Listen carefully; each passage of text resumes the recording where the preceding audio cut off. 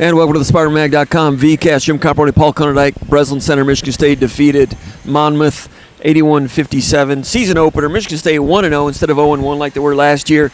So Izzo's pretty happy about that. Michigan State didn't shoot well. 3 out of 18 from three-point range and got up to that 17-2 lead. And then Monmouth just kind of hung around. Michigan State, no KO blow until about the last 10 minutes or so. Jaden Akins tied a career-high 23 points.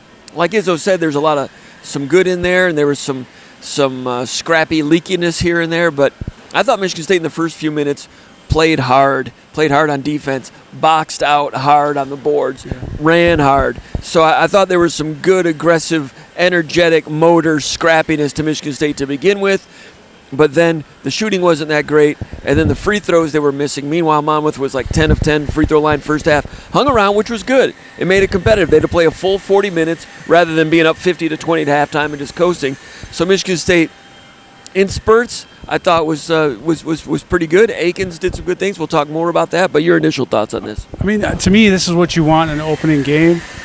You don't want to blow them out of the water by 50 points. And I think, we talk about, I think the biggest thing with this game is we saw Michigan State struggle to score from the three-point range last year, and how much an impact that made on the games. Now, Monmouth's not a great opponent. Monmouth's not James Madison, but you saw in this game that Michigan State can score in other ways besides the three-point line, and I think they were a lot more perimeter-oriented last year. I think they can score in different ways. But the thing for me, the biggest takeaway from this game is Jaden Akins scored 9 straight points when that game was still within reach for Monmouth. And we've been talking about all offseason whether he can do it, whether he can't. He came out and did it tonight, and he had a monster game. And this is the kind of game that Jaden Akins needed to have because he's a guy that really, I think, vibes off of confidence. And this is something he could draw confidence from. He had 23 points, but more than that, he had 9 rebounds. He was pissed that he didn't get the 10th. He had 5 assists. I thought he played really good defense. I think the one thing that Monmouth had was they had some really long guards that were athletic enough. And I think Jaden Akins did a really good job. And King Rice, Monmouth's coach, afterwards had some really good things to say about Akins, but you couldn't have asked for a better start to the season for Jaden Akins in comparison to what happened during the exhibition season, what happened in Spain. Jaden Akins needed this. Michigan State needed Jaden Akins to have this game, so it's not an entire first month of the season, what's wrong with Jaden Akins. We saw what he could do tonight, and I think he's going to build on this. And this is a huge game for Jaden Akins. If nothing else in this game, that was a win for Michigan State. 23 points. That'll help him feel good about his average. All the stuff that happened in Europe and in the exhibition season, that doesn't go on the ledger. That starts with the 23. 8 for 12. I mean, he was 1 for 4 from 3. But 8 for 12. That's big. And they ran a three-pointer for him, single-double, and catch and shoot in the corner, and he front rimmed it. And Izzo kind of hurt Izzo a little bit. The body language was, man, we got to get him shooting. So he scores 23 without shooting well from the perimeter. He had a nice 15-footer on a little, shot fake dribble, and then another one step back that he missed. A lot of it was to the rim. Izzo made a point. What was he, 7 out of 7 from the free throw line? Right. Did Izzo say something like he only shot 23 free throws last season? But that's been a consistent with Jaden Akins. He's been a spot-up shooter. He's been so all this talk about him being the Tyson Walker on this team, he hasn't done it before. He's been a perimeter guy, and if he shoots the ball well, if he hits his threes, then he's going to score around in the neighborhood of 10 to 14 points. And he's been a runner and a spot shooter. Right. Today, with some of the shooting was off the dribble medium range, which he can do because he can elevate, something we didn't see a lot of in the past because other guys were more first option guys. So the medium range scoring, I'm not saying it's going to be there all the time, but he hit a couple tonight, and that needs to be there as well. Yeah, that 15 to 17 footer I think was really big. I think that kind of sparked him a little bit in terms of confidence-wise because Michigan State really needed a bucket there. And there was enough time on the shot clock where he didn't have to take that, but he wanted to take it, he made it. And then later, a few minutes later, he had that there was an offensive rebound kick-out 3 that he hit. And I've watched Jaden Akins going all the way back to high school and whatnot, and I know when he's starting to feel confident. When he hit that 3, even when he hit that 15-footer, that was a pressure release moment for him, the 15-footer, and then even more so when he hit that 3-pointer off of the offensive rebound. Those are the things where I can tell that Jaden Akins is going to get hot, or he's going to do what we've seen him be able to do when he hits those shots. The earlier he can do it, the better for Michigan State. He struggled pretty much the entire first month of the season last year. Ended up, shooting 36% from three. So it's good to see him get on track in this game because Michigan State absolutely needed that from him. But there's some other good things in this game, not the least of which being Jeremy Fears. I thought Jeremy Fears was outstanding running the point guard. I thought he was really good on defense.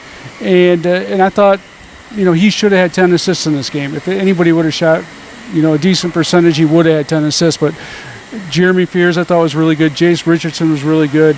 So some of the things we were talking about last year at this time where the guards weren't very good or some of the guards not named Tyson Walker weren't very good, I thought the guards took a good first step tonight. Yeah, and something else that Akins did tonight for the first time ever. First of all, the three-pointer, he just made a free throw, then missed it, and there was a long tip out that he ends up getting, and he just goes ahead and shoots it, makes it three.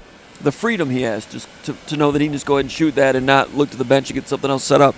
Letting that fly makes it. Also, the first time ever I saw him do this number right here. Kind of did something, made a move.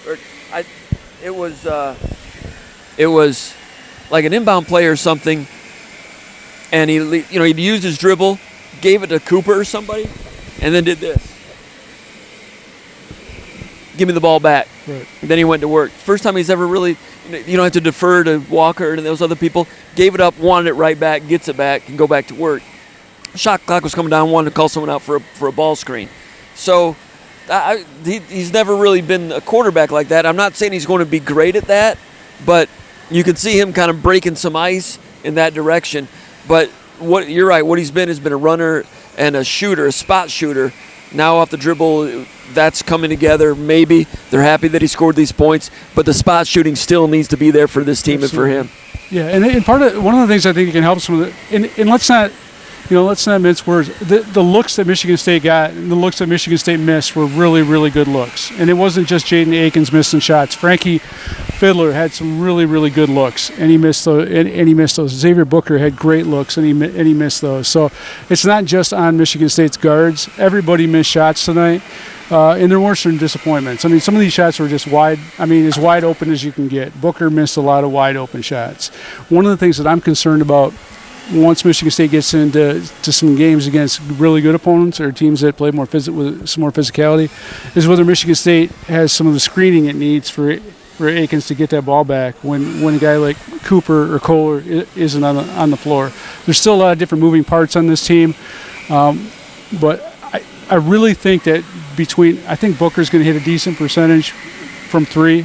I think Frankie Fiddler, he's got a good enough shot. He's going to hit some from three. I know Trey Alleman, he's got a good enough stroke where he's going to hit more. He didn't play a whole lot tonight. Jase Richardson, he's got a great stroke. Kurtang, I don't know how much he's going to play this year, but he's got a great stroke as well. But Richardson is a guy that, even he missed a couple tonight from three, but he's got a great looking stroke, the best on the team in my opinion, the prettiest shot.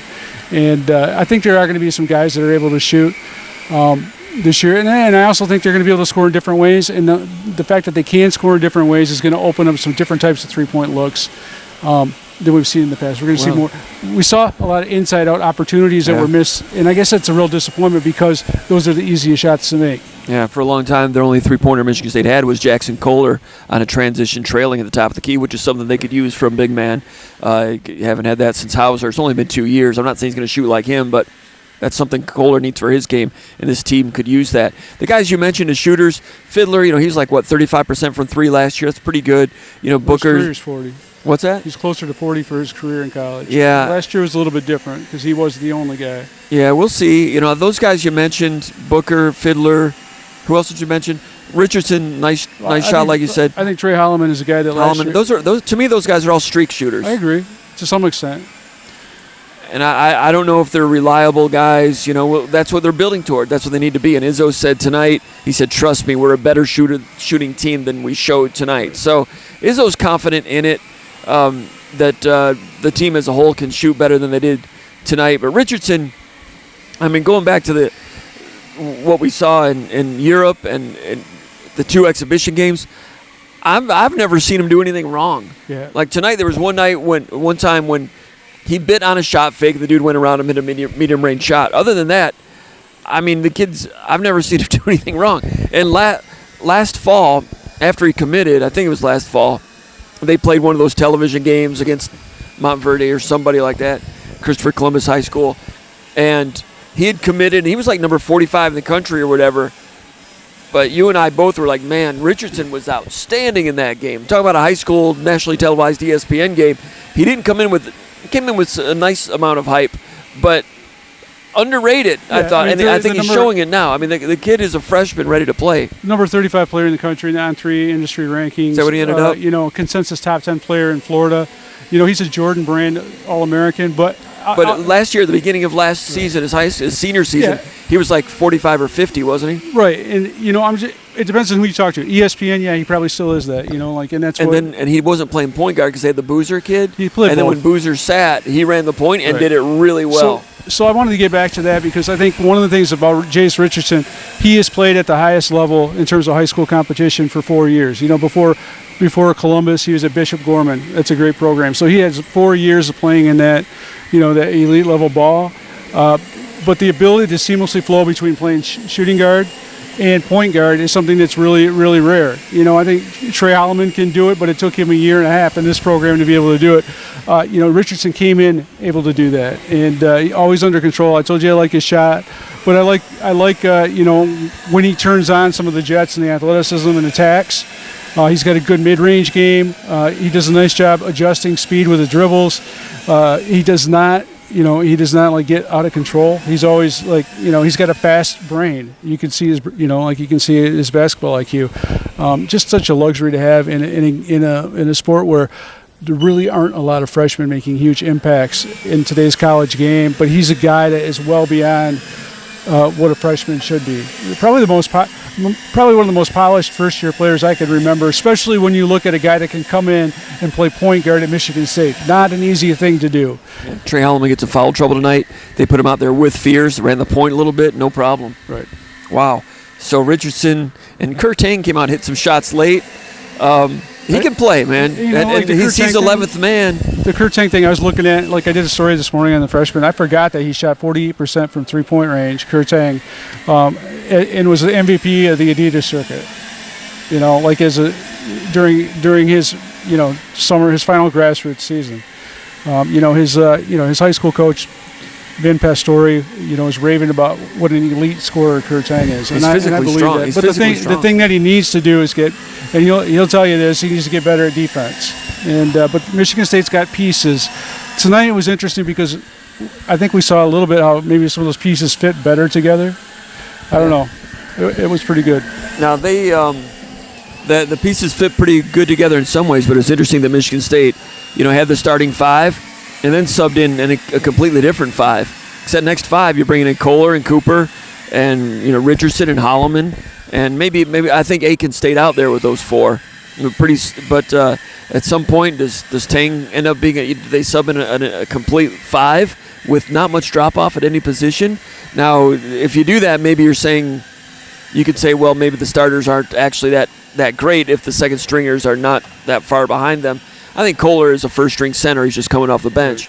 But there's some depth there, a lot of depth. Plus, Kurtang is the 11th guy. And today, after the press conference, Izzo mentioned that Jesse McCullough is going to be. I love that kid. Going to be redshirting, and Izzo just gushed about him. Very complimentary. I love him. I've always liked him. Yeah, his junior film, I wasn't sure about him. You liked him, and I was like, man, I don't know.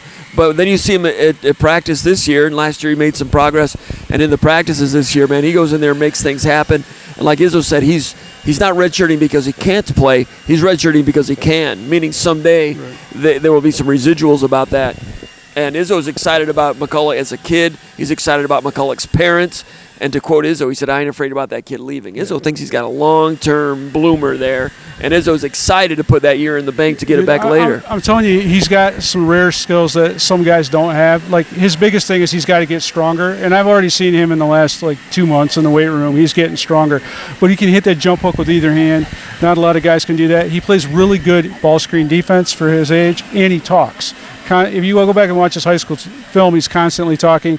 And you talk to the other freshmen in this class, and they say he's the leader of the group. And that is really rare for a big guy to have a He's always smiling. He's always smiling. But to have a vocal big guy that says, hey, when you got a freshman class that's as put together as Michigan State has with Kurtang, and to see that McCulloch is the guy taking those guys to the gym.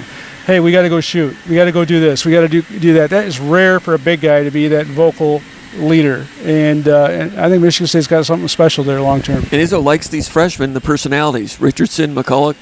There's a lot to like with Tang too, I would imagine. So that's good for Izzo. These young guys that he can really level with and talk to, and Izzo's having fun coaching them. Check it out, Paul. Just a few years ago, the state of Michigan ranked first in the nation for deposit container recycling. 90% of all purchased bottles and cans were being purchased and redeemed for their deposits. 90%, that's what it was. Best in the country. Today, only 73% are being redeemed. That means Michiganders are forfeiting $105 million every year in bottle and can deposits that are not being redeemed. This deficit is having a negative impact on the environment. When Michigan's recycling rate drops, it hurts the environment, it hurts industry, and it hurts all of us. Help the environment, help the state, help yourself, take them back. Take those bottles and cans back. They're your lakes, your roads, and your beaches, and it's your dime. So take them back. It's worth your time, and everyone will benefit. Take them back. A message from Shupan, a great Michigan company dedicated to recycling, dedicated to the Michigan State Spartans. One other guy who's improved his body, Simone Zapala. And he started all the two exhibition games, started again tonight. I finally got a chance tonight to ask him in the locker room after the game, what was it like this summer with conditioning and weight training and so forth? He loved it. He said he's 15 pounds heavier than he was when he transferred in from Longwood, and he says he feels it. And he looks like a Big Ten legit bona fide center. He's rugged. He bounces people around a little bit. I thought he moved pretty well on defense with the ball screens. Izzo said he did better in the second half. Wasn't as thrilled about it. Sometimes I'm wrong on that, I guess, but he's got good hands, like Izzo said. If you throw it inside, he catches it. Does a good job finishing. When we watched highlights of him when he first announced that he was going to be transferring to Michigan State, his numbers were not great at Longwood, but he was a 7-footer. And if you looked at his highlights, he was doing things with a good skill level. Good hands, good finishing, and put up some big numbers like in their conference tournament. And that's kind of what Michigan State was going off of. Plus, Doug Wojcik knew some background there, was able to get a little more intel. But a guy that didn't play a lot of minutes, I'd heard that endurance was not great. That was one of the problems. Endurance doesn't seem to be a problem now. Strength and conditioning is agreeing with him with all the hands there, and you get 5 fouls out of the big man. And Zapala is better than he's taken those little glimpses that he showed last year and the stats that he showed in the conference tournament, and Michigan State with him has expanded on it. And I think he's a bona fide Big Ten center. I don't know if he starts all year, but he's all right, Paul. Yeah, I like what they did with him. He comes in, made an impact early. I think the thing that he gives you over Kohler right now in terms of his size. I mean, he's like rebounding, rugged. He's 7 foot. You say that he's 15 pounds heavier, which is amazing because I remember the first time I saw him was on the opening night of Moneyball, and I'm like, and the thing that I saw is, okay, this guy's skilled, but he's out of shape. And you look at like how much different his body, like I'm thinking back in my head how much different he looks now. He doesn't look like he's heavier. He looks like he's just caught up. He's well proportioned. And it's like it's muscle. I like the way he catches the ball high. He doesn't have to put it on the floor. He's got that polished European game, but at that size, I think it really gives you something. And like we saw Jackson Kohler struggle tonight, and I feel like Kohler's going to be good. I know he's going to be a lot better than he was tonight, but it's nice to have that kind of initial size in there, and have Zapala be able to tenderize some people, and then have Kohler come in, then have Cooper come in. Kohler did not play a good game tonight. Xavier Booker did not play a good game tonight. I thought Cooper was okay tonight. But Zapala, I liked what I saw from him for his first game, and he was feeling very good about playing in this environment. He's excited to be here. He's excited to play in front of this crowd, and he's, you can see the confidence that he's gained from changing his body, from being, being on a team where there's a lot of other guys around him. It's not just like, hey, you're the 7-footer, you got to get it done. He's enjoying being part of the team construct, and he's having fun. And between him and Frankie Fiddler, those are two really good personalities they added to this team. I think they did a nice job not subtracting from the character. Mm-hmm. And one time early in the game, Xavier Booker did something that led to Monmouth throwing an entry pass that ended up being an error, ended up being a turnover.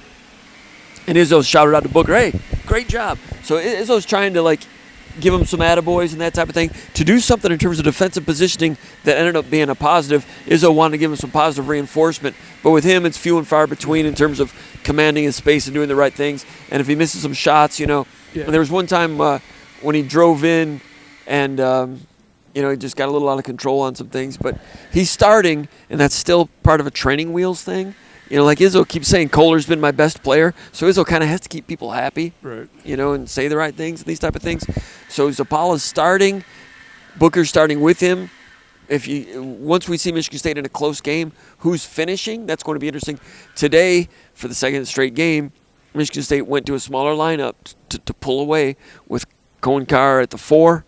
And then, you know, some of it was with Fears and Richardson on the court together and Fears and Holloman on the court together. But they went small, and that's something they've done a couple of times. You might see it more as the season goes along. One time with Carr, when he, at the 4, when they ran a play like a screen and pop, space out, drive. And I can't remember if he dunked or laid it in. But that's him as a 4 going against the 4. I know it's a Monmouth 4, but his ability to drive and finish, that mismatch 4 stuff, not as a shooter, but as a driver, that can come in handy later also. So that's something they can go to. It's not something they want to have to go to, but who finishes in a close game down the stretch, it's going to be interesting to see. Yeah, it's not like as if Booker plays big. You know, he's a tall guy, but he doesn't play big. He plays weak. And I don't mean that as a disrespect, but we saw like a lot of times where he had the ball in the interior, and, you know, he's just either fading away or not going up strong, or it just, I don't know. It just was like, it was kind of, I expect more from him. He's made a lot of progress. He's gained a lot of weight, but he has to learn how to play with a little bit of physicality, and that wasn't the case today. And if he's not hitting threes, I'm not sure what he's going to give you. There's a couple times when he went up with little 10-footers, like he got a catch and shoot, missed, got the rebound, went back up again, missed. Kind of missed badly a little bit, but I like those shots for him, though. I don't mind those shots. I just don't like the way he goes up against some of those. You know, and he had the missed dunk where he just like went in, and it was just tentative. I don't know. Maybe he's got to feel his way around there. But the one thing that I think is going to be a real problem for him, for Michigan State, once they get into Big Ten play, I don't like his screens at all. Yeah. I think that's one of those things where if you're going to play the 4, you're going to have to set screens. And, you know, like I know Michigan State's got some decent guards, but it's really hard to make plays if you're not setting screens. Now, Malik Hall, I knew he was going to set a good screen. So we're just talking about some of the fundamental type stuff. Yeah, if he's not hitting shots, if he's not rebounding, and he only had 2 rebounds tonight. In 19 minutes, 2 rebounds, 19 minutes. And if he's not setting screens, you know, he's going to cost you. Now, I think Izzo's got to keep on pushing try to push all the right buttons with him, and I think it's important. But, you know, like if you're Michigan State, you got to go with what it takes to win, and he can't be a liability. Maybe that's a good thing. Maybe it's a good thing that nothing can be handed to him, but it's going to be a challenge. And I know Izzo said a lot about the growth that he's made, and he has made a lot of growth. His head is more often in the right place. I mean, when you think of where he is right now, in comparison to where he was last year in these VCAS, you know, we're saying, hey, like you got last year he was way better than he was 8 months prior to that. Right. He's come a long way. He's not always looking in the wrong direction. He's trying to do the right thing, but you know, he's still raw, and he still has a lot of work to do. And you know, hopefully, for his sake, he doesn't feel like he's arrived, and he's willing to be pushed like he needs to be pushed. Well, part of that position is being able to play bumper car basketball, and that's where he's still trying to get a handle on that. And he's way better than he was 18 months ago, but still deficient there. The shooting needs to be part of it. But his attitude is good, and he needs to keep working. And maybe within the next few weeks, maybe he'll take another step. Because last year I thought he took some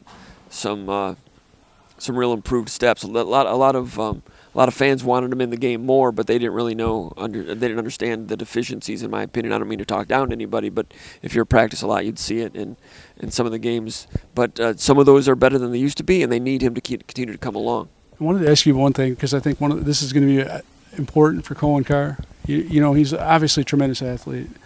The on-ball defense piece, you know, I'm just kind of wondering. I thought he played decent defense today. I thought he moved. He's made progress in the on-ball defense piece. But if he's going to be playing the 3 and the 4, he's going to have to be playing some decent defense. And I'm kind of trying to look at these non-conference games and wonder, how will and the same thing with Frankie Fiddler. Like I'm just looking at these guys and saying, okay, how will this translate once they get in Big Ten play? Mm-hmm. Let's say if Frankie Fiddler's got a guy that's like a Jase Richardson that he has to guard. How will that work out? Or Kansas next week. Exactly. So that's one of the things that I'm trying to figure out. These guys look okay. I think that Cohen Carr's looks like he's made some progress defensively.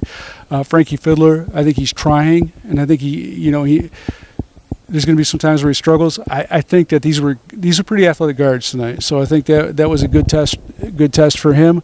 But I'm kind of wondering, how will you look against some of the elite teams out there? Right. And that's a big question mark, like until you see Kansas, and then maybe you start all over again and try to get to the level you need to be at. But I know that Jackson Kohler can play better than he played tonight. I expected him to dominate against this front line. He didn't. He had an off night. I think he's going to do well this year. But how can some of those other guys we haven't seen, can Xavier Booker set screens against a physical team? Can he do some of the things like rebound against a physical team? Can Cohen Carr play better on-ball defense than he did last year? I think he can, but how good can it be? Mm-hmm. I don't think it's going to be Malik Hall level. Mm-hmm. Those are the type of things that maybe you don't always think about, but often mean the difference between wins and losses and how far you go in the postseason. Right, and I think Kohler needs to be a guy that approaches 10-10 every game. I don't know if he'll do it, but that's what they need him to do. I suspect he'll be more inconsistent than that. There'll be some nights when he looks really good. I think he has a hard time balancing when he gets the ball and he wants to score, and then he sees maybe he's not in necessarily position to score and kick it back out. I just think that his mentality is gas pedal, gas pedal, gas pedal. And I think sometimes when he mishandles those passes or he doesn't quite gather the ball, mm-hmm. I think he's trying to think of, what do I need to do? Should I be passing it out here or not? And it's a feel thing because these guys, honestly, all these bigs didn't get a whole lot of touches in the post last year. Right. So this is, even though we've seen some good things in practice, even though we've seen some good things in exhibition, when Carson Cooper gets the ball in the post for a jump hook, he hasn't got the ball in the post for a jump hook very often in his career to this mm-hmm. point. So, and Kohler needs to know he's going to be getting these 17, 18, 20, 22 minutes. It seems like he's still in the mindset that this might be my only shift of the game, right. Like all last year. Izzo a couple times set out to him. He went which I think he meant, he was saying slow down. I couldn't read his lips, but it was all the body language of slow down. He's wired that way, man. He is like. If he slows down and gets into his fundamentals and uses everybody, he could find a real nice groove. But I appreciate his attempt, right. His attempts to really display a motor. And he is a high-intensity guy, and sometimes he gets wound too tight. I do think that one of the things that I think he's done a nice job of, you can see where the tightening up his body, getting in better shape. He's a better rebounder now than he was a year ago. Yeah. He's rebounding well with two hands. He's doing more range rebounding. So I can see progress being made. It's just a matter of there's not very many tune-up games left. No, and he had some had the ball stolen from him once on post. I think he went drop step, and the guard was coming and digging down. Took it away. Monmouth was tricky that way. That's a Monmouth team that was 18-15 last year. They were like 500 in the CAA, the Colonial, which is a pretty good mid-major conference. Not as good as it used to be because they've lost some of their better teams, but they came out and they don't really play a bumper car style. Izzo had a lot of respect for the one kid, good rebounder, Cornelius. I forget what his name is, but mainly they were a team that was just jacking up 3-pointers and being more finesse oriented, outside, 4 around 1, 5 around none, 5 out type of offense, which isn't necessarily a look at what you're going to see in the Big Ten, but what they did was reasonably scrappy and reasonably bothersome. So in that regard, it was good that Michigan State got a real game today. King Rice, the coach for Monmouth, played at North Carolina. I remember him as a player. He was really good with his post-game press conference. Had a lot of great things to say about fears. Yeah. And his press conference, I thought, was really entertaining and informative. Didn't he say something like he lost his 6'10" center to Notre Dame? Didn't he say something like he got $300,000 at Notre Dame? Right. He said, yeah, he got $300,000. He said he got $300 to go to Notre Dame. Hey, I got 9 guys that each make 10. Is that what he said? Yeah. And then he also mentioned, just like. And then he laying it out on the table. It was a real refreshing press conference, and he was also talking about his number one, Abdi Bashir Jr., who scored 20 points and then had 7 of 22 shooting. But he's like, yeah, he's going to be here. He's not going to be here next year. Someone's going to pay him.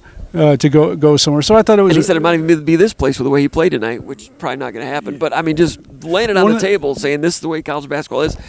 We don't have that money at Monmouth. Our good players are moving on. Right. In addition to that, those sound bites, he did say a couple other things. Like that.